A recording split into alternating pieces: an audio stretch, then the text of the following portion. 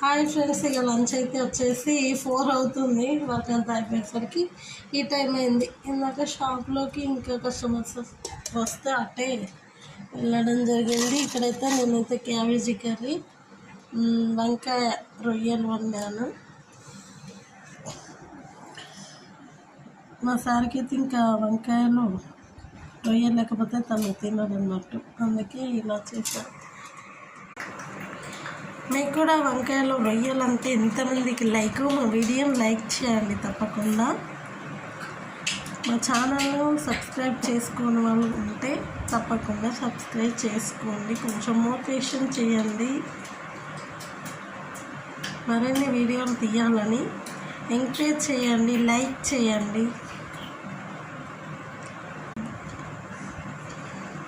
Thank you for watching.